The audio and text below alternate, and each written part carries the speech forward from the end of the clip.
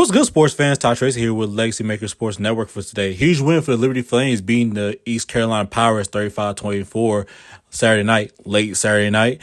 The Flames were playing terrible in the first half. I mean, they were so careless with the ball. Three fumbles, one loss, one interception, meaning 2 turnovers. I mean, they only see the end zone one time. It was just terrible the first half. And I feel like during halftime, Coach Chadwell put the team together, gather them together and talk to them like, hey, we're not playing Liberty Flames football. And the second half, I'm talking about they look a whole different team out there. I mean, they dominated the Pirates. I mean, on both sides of the ball. I think the Pirates offense ain't see the end zone like one time. Yeah, one time. And the Liberty's defense just played great like usual. They always been playing this whole season and stuff. And I'm talking about like the offense, Case Slaughter and the offense. Oh my God. They were so perfect on third down conversion, fourth down conversion, and red zone scoring chances. I'm talking about 13 out of 17, but there was 9 for 9 in the second half. 1 for 1 in fourth down conversion, and 4 for 4, a perfect 4 for 4 in the red zone scoring. And I'm talking about that's how you dominate the situational football when it comes to stuff like that, especially being down 17-7 in the second half and holding to 7 points and finish the game with 35 points. And what surprised me is that Quentin Cooley was really the star of the game. Well, not the star of the game, but he really made a huge difference because at first Coach Chadwell was not going to play him like that, but apparently he played the entire game. I'm talking about 19 carries for 109 yards and 1 touchdown. That was the last touchdown that iced the game, making that score 35-24. But Reese Smith was the star of the game. I'm talking about he's seen the end zone 3 times. And I think Case Slaughter was like, he knew he had the hot hand, so he would target him the whole time. I'm talking about like the Pirates cannot stop him in the air on their air attack. So I just feel like if the Liberty Flames keep up this play, I feel like they're going to crack the 25. Even though they got a tough challenge this week coming up against Appalachian State Mountaineers. But I feel like if they keep this level of play up, I feel like they're going to crack the 25. Not this week, but for sure next week. We're in the effort to come back. Yeah, we're going to have to come up with something to get us started better, obviously. But the thing I'm most proud of, I told the team there, is they don't doubt themselves. We're obviously, I've got to figure out how for us to get off to a better start because we're not doing that mostly offensively. But they never think they're out, and they keep fighting for each other, they keep believing, and they keep fighting to make plays. And for us to be down to a group like that's talented, that's got big aspirations, and for us to be able to be down like that and come back and outscore them, 17-0, 35-7 over the last 2+ quarters at 2 a.m. in the morning. And so I guess that New Mexico State trip helped us win this one too. But the whole key I stared in there. I think the point of the game that changed is we were not doing anything offensively. We threw an interception. They get the ball down there inside the 10, and we held them to a field goal. They could have won up 24-0, and that would really tested our will. Yeah, he didn't play very well the first quarter, first half. We had two just fumbled meshes that he's responsible for, and then obviously the interception wasn't a good decision, and I don't know if he's, as I said, trying to do too much and make every play, but he really settled down, and maybe we called it a little bit different for him just to make sure we could settle him down. But he played really well from that interception on. Played really well, made some really big throws in key situations. I thought some guys made some great plays for him. I'm really proud of Reese Smith and what he's overcame and what a game he played. And Dante Lee, a guy that stepped up. Trayon Sibley got hurt this week, so he didn't play as much. And so Dante really stepped up and made some. And so I was proud of that. But I thought Caden really flipped a switch there and played really well. We got to get him to play that way consistently for 4. But after that pick, he settled down and played the type of game he's capable of. Yeah, they did well. I mean, that's what, two games in a row with 2+ turnovers, I believe. Our goal was 3, and we had one in the end zone, and we went up like I would, instead of going up and high pointing it. But besides that, I thought our defense played really well. We put them in some challenging situations, and we gave them the ball at the 1-yard line. and we had them stop for a field goal, and we make a stupid decision. And so, I mean, I thought they played really. They got that one drive there in the fourth quarter to take back the lead. But besides that, our defense kept us in it. You know, I'm really pleased with how they're playing and the things that they're doing consistently. I think we're being more aggressive and we're tackling better the things you need to do. But they kept us in it. And you know, you look at this here. Third down, they were 7-15, which is, you know, that's good for them. But we were 13 of 17 on third down, and then we went 1 for 1 there at the end. Went for it. So that's 14 of 18. I mean, and we kept the ball 36 minutes. When you're playing a tempo team like that they are, that's a huge key. And so we were able to rest our defense some too there, especially in the second half. And so that's the best that we've played from a third down standpoint. And you know, controlling the clock and be able to do that. Yeah, and you know, his injury that he had really, you know, the way it happened, I think his body is a nerve, and it shut him down for a couple of days. So that really wasn't the issue. He had also on that tackle ended up having like a turf toe, and that was the biggest issue. And so he practiced a little bit this week. We didn't know how much he was going to end up getting 19 carries, so he did well. But you know, he's a tough young man, and for us to be able to rush for that, you know, I thought they were pretty good there up front, and I thought if we could get 150. That would be beneficial because I thought we'd throw the ball a little bit more. But we were able to really there in the second half wear them down a little bit. And to get 190, you know, I don't know if we had any lost yardage from sacks or not. But to be able to do that and control that clock and be productive in the pass game, I mean, you know, K-Salt had 4 touchdowns. And so really proud of the way we're running everybody. But Cooley, you know, when we needed him tough yards, he made it. I'll ask him why he dropped it.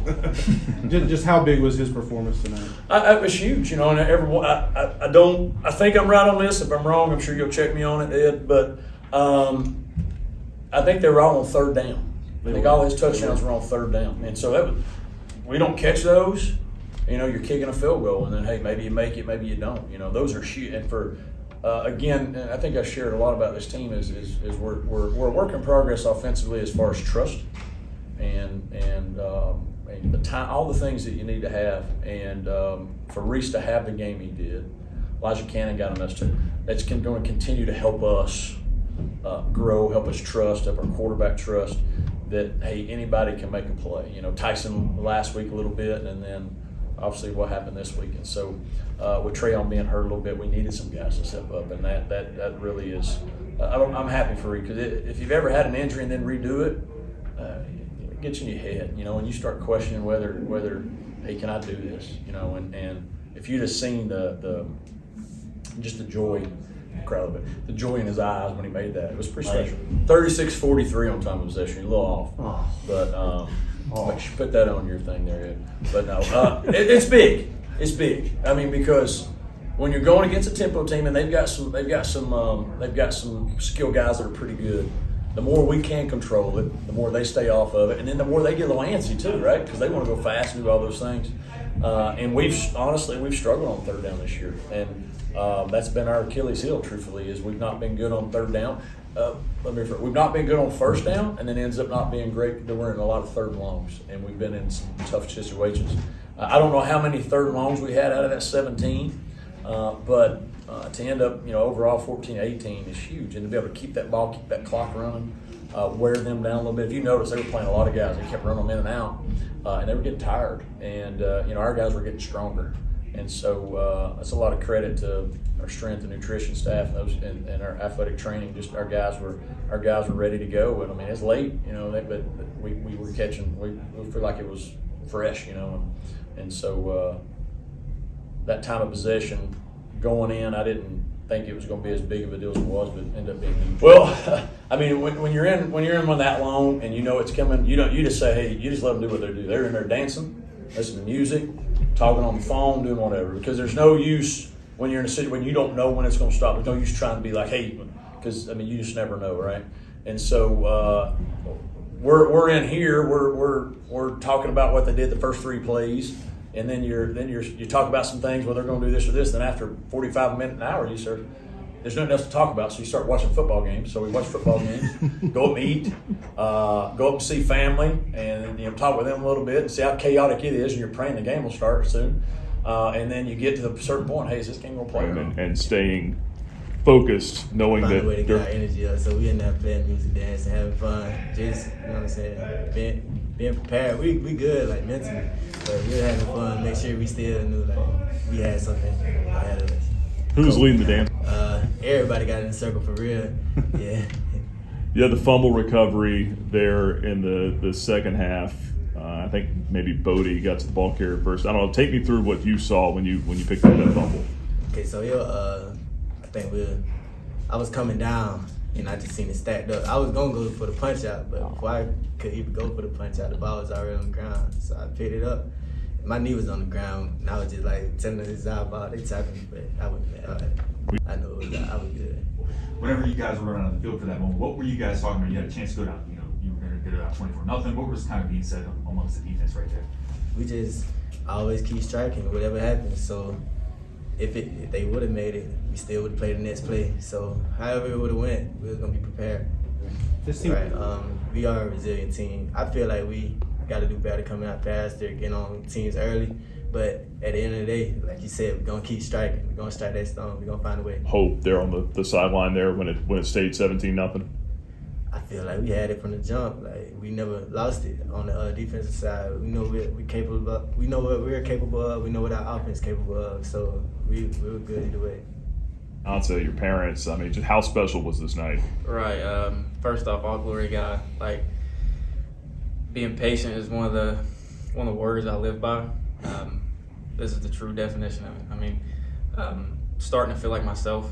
So, and when you got family in the stands, like, that's just, it's different for you. Like, you feel like you're playing for something bigger than yourself. Of course, you got your teammates, but when you see your own blood in the stands, like, it's just different. Right. I knew I had that in me. I knew I had this game in me, and I knew Coach Washington and the staff trusted me and knew that they believed in me. I just had to go out there and show it. And when my number was called, I went there and made a play. That's just what I did all game. But take us through a little bit of your journey and kind of what this night, what everything culminated into tonight. Right. So, got here in January 2 years ago. Was at West Virginia for 3 years.